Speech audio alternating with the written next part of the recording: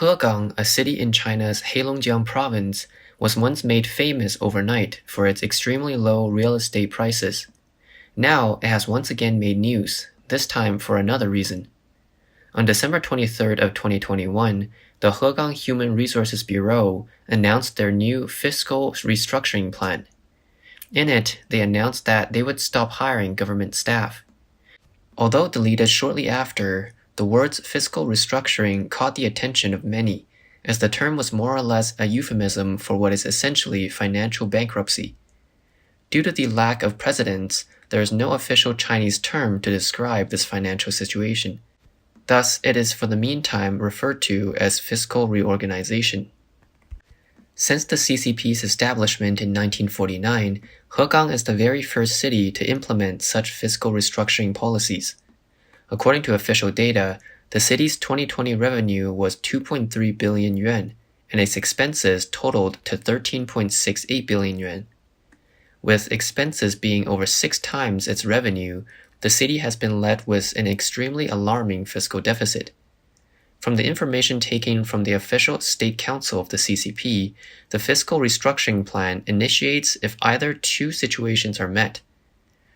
It will initiate if the local government's debt and interest payments exceed 10% of total annual public expenditure, or if interest payments exceed 10% of the government's budget. Hegang is a typical example of a resource-depleted city.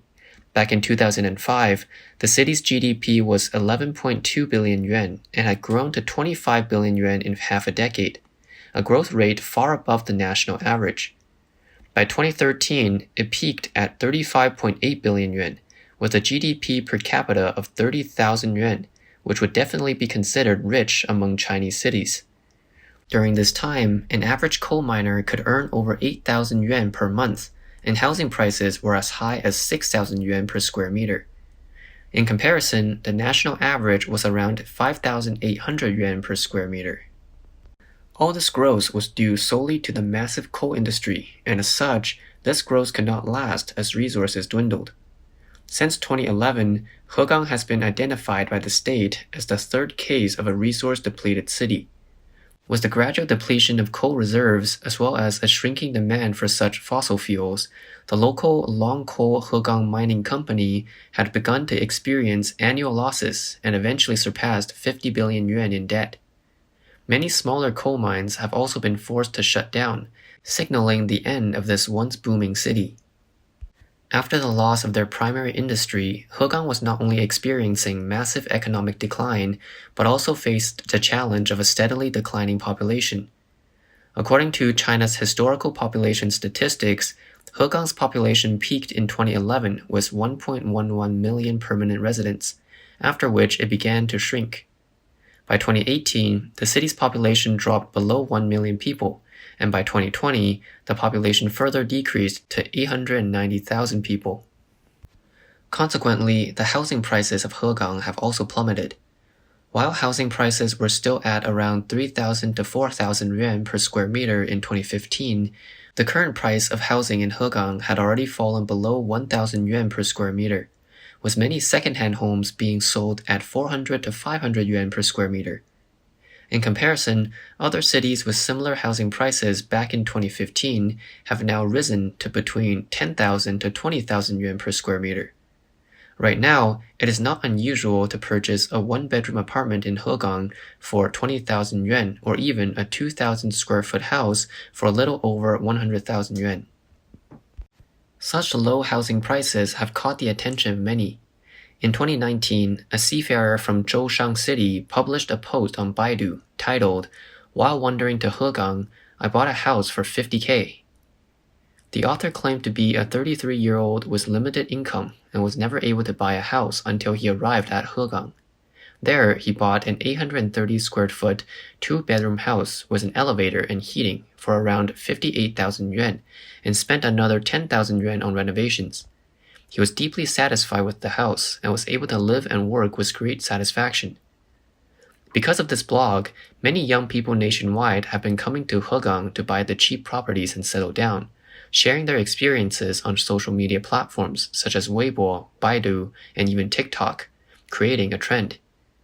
Many online influencers have even gone out of their way to go to Hegang just to visit this hotspot, with no intention of actually buying a house there. Because of all this publicity, Hegang had suddenly regained life.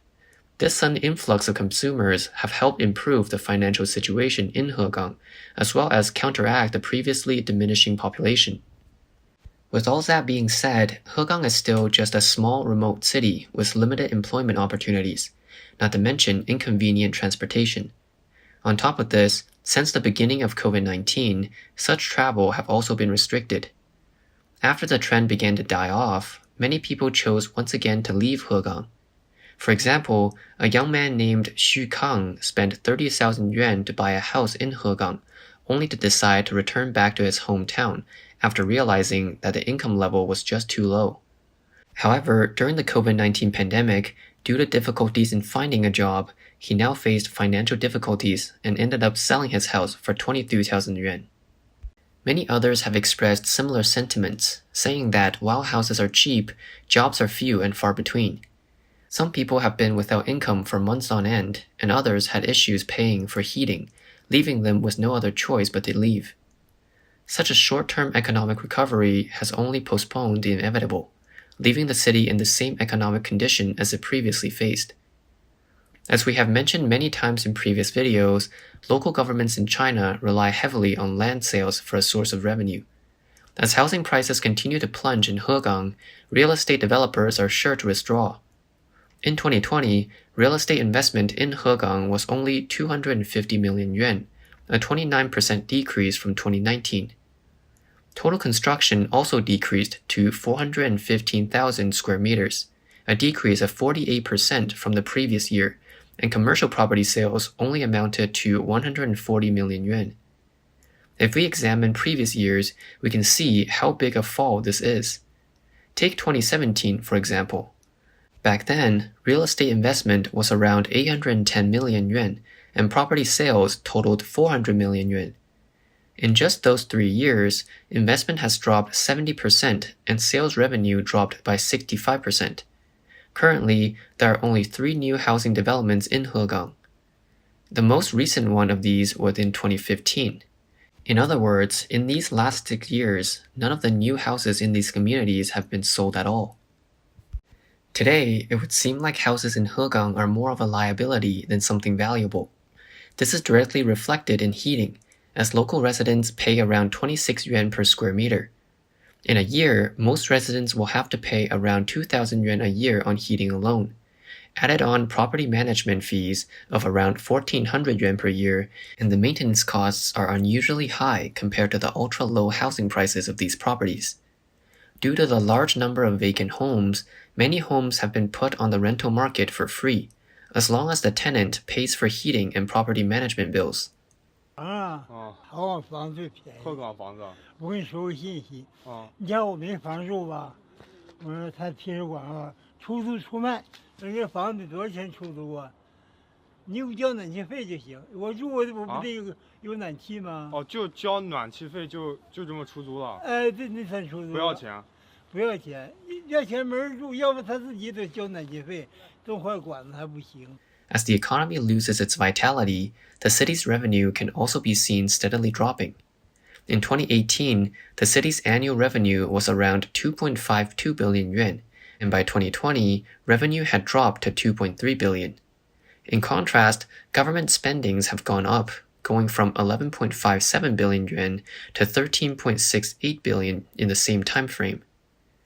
As such, the financial deficit in Hegang has only been increasing, from 9.05 billion in 2018 to 11.38 billion in 2020. So this raises the question, how does Hegang make up this deficit increase? The answer to that is that they get bailed out by the provincial government of Heilongjiang through transfer payments. According to the 2020 and 2021 Hegang budget report, Hegang received 10.46 billion yuan from the provincial government in 2020 alone. This amounts to 4.5 times the local revenue, covering the large financial deficit.